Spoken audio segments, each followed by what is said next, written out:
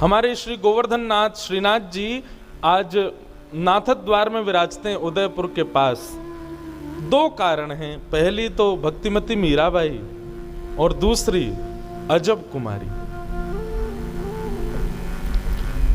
अजब कुमारी का चरित्र भी बहुत सुंदर है। अजब कुमारी एक राजवंशीय नारी थी, कन्या थी। ब्रज यात्रा पर जब गई तो ब्रज में भ्रमण करते हुए जब उन्होंने श्री गोवर्धन में गिरिराज जी का दर्शन किया, श्रीनाथ जी का दर्शन किया, गिरधर लाल का दर्शन किया, दर्शन करने के बाद जब वापस लौट करके अपने स्थान पर गई तो ज्यों ज्यों अपने स्थान के समीप पहुंचे, ठाकुर जी से दूर जाएं, त्यों त्यों उनकी विरह वेदना बढ़े और उनकी विरह वेदना एक ज्वर के रूप में चढ़ती थी।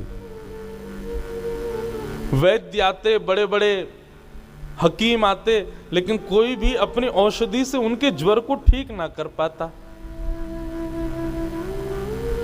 एक दिन उन्होंने अपने परिवार के लोगों से कहा, ये ज्वर औषधियों से ठीक नहीं होगा, ये ज्वर इन सब वैद्यों के, हकीम के क्रियाओं से ठीक नहीं होगा।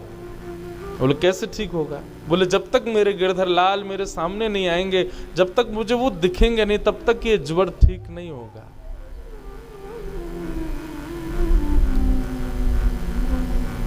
उनके पिता आदि जो राजवंशी थे, सबने कहा देखो हम तुमको दर्शन करने भेज देंगे, लेकिन सदा के लिए तुम ब्रज में रहो, ये आज्ञा तो हम नहीं देंगे। कुछ दिन के दर्शन के लिए तुम चली जाओ। और अजब कुमारी गोवर्धन पधारी और गोवर्धन आकर के वहां ठाकुर जी का दर्शन करती, 8 याम दर्शन करती, 8 बार दर्शन करती ठाकुर जी की, सुबह मंगला से रात्रि शयन तक। और जब दर्शन करने लगी तो ठीक होने लगी। एक दिन उन्होंने सब मंदिर के अधिकारियों से जाके कहा, मुझे मंदिर में कोई सेवा दे दो। आप सब सेवा करते हैं, कोई रसोई घर की, कोई कहीं की, कोई मुझे भी कोई सेवा दो। तो मंदिर के अधिकारी जी ने कहा, देखो भाई सेवा में तो केवल पुरुष आते हैं, तुम देखती हो आरती भी पुरुष ही करते हैं, श्रृंगार भी पुरुष ही करते हैं, रसोई भी पुरुष ही बनाते हैं, सब पुरुष ही करते हैं। अब तुमको हम क्या सेवा दें? तुम अपने मन से, तुम्हारे भाव में कोई सेवा हो तो ठाकुर जी के दर्शनार्थी जहां खड़े होते हैं वहीं बैठ के तुम कोई सेवा कर दिया करो, गाने की, नाचने की, बजाने की, कोई भी जो तुमको भाए। तो अजब कुमारी जो थी वो ठाकुर जी के सामने खड़ी रहती, बोली क्या सेवा करूं, क्या सेवा करूं। तब उसके मन में क्या आया कि मैं एक राजकन्या हूं और राजाओं में चौसर बहुत बढ़िया खेला जाता है। उसको चौसर खेलना आता था, चौपड़। और वो क्या करती, ठाकुर जी के आगे दर्शनार्थियों में बैठ करके चौपड़ लगा देती और चौसर सजा करके एक बार तो स्वयं चलती और फिर ठाकुर जी की बारी भी स्वयं चलती। ये मेरी बारी है, ये ठाकुर जी की बारी है। वो इतनी योग्य थी खेलने में कि वो जीतती ही थी, उसकी जीत निश्चित होती थी। लेकिन जैसे ही उसकी जीत होने वाली होती थी, वो ऐसी चाल चलती कि स्वयं हार जाती, ठाकुर जी को जिता देती।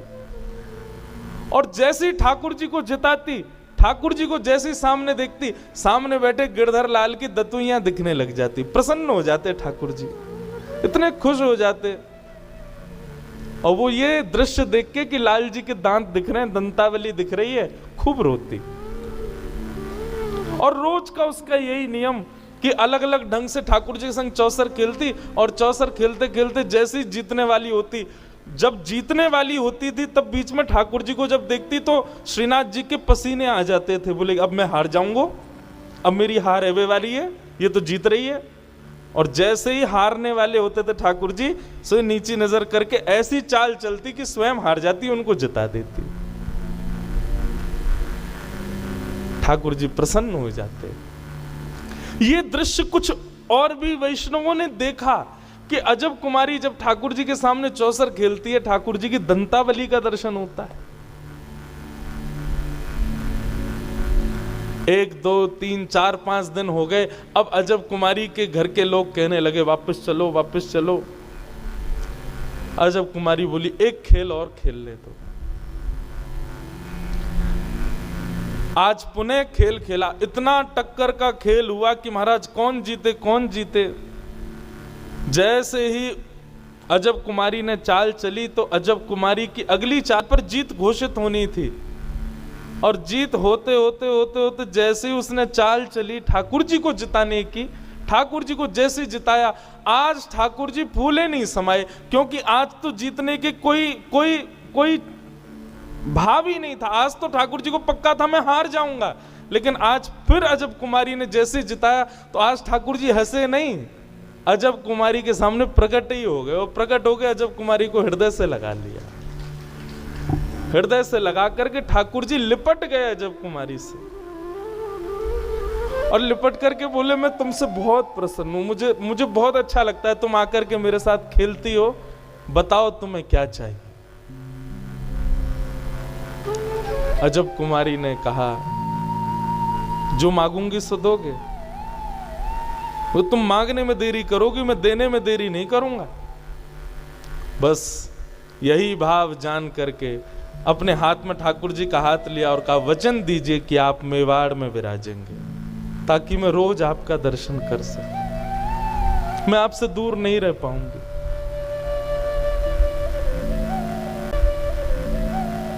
अपने अत्यंत प्रिय ब्रज को, जिसको ठाकुर जी एक पल भी बिसारते नहीं है, जिसको एक क्षण के लिए भी ठाकुर जी छोड़ते नहीं है। हमारे ब्रज में कहते हैं ठाकुर जी जब मथुरा चले गए तो उद्धव से कहते हैं ऊधो मोहि ब्रज बिसरत नाही, मैं ब्रज को भूल नहीं पा रहा। इतना प्रेम ठाकुर जी ब्रज से करते हैं, जिस ब्रज से इतना स्नेह ठाकुर जी करते हैं, जिस ब्रज में रहना ही ठाकुर जी को, आप सब जानते होंगे हमारे गोवर्धन की शिला को गिरिराज जी से बाहर ले जाना मना है, हमारे गिरिराज जी को कहीं भी बाहर पधराना मना है। क्यों? ब्रज छोड़ करके ठाकुर जी कभी नहीं जाते। लेकिन अजब कुमारी को दिए वचन को पूर्ण करने के लिए मुगलों को ठाकुर जी ने बहाना बनाया, और उसी दिन से लग गए ठाकुर जी निकलने में, और आज भी मेवाड़ की भूमि पर श्रीनाथ जी विराज रहे हैं अजब कुमारी के लिए। तो कारण दो ही हैं, तीर्थ को तीर्थ भगवान की उपस्थिति नहीं बनाती, तीर्थ को तीर्थ भक्त का भजन बनाता है।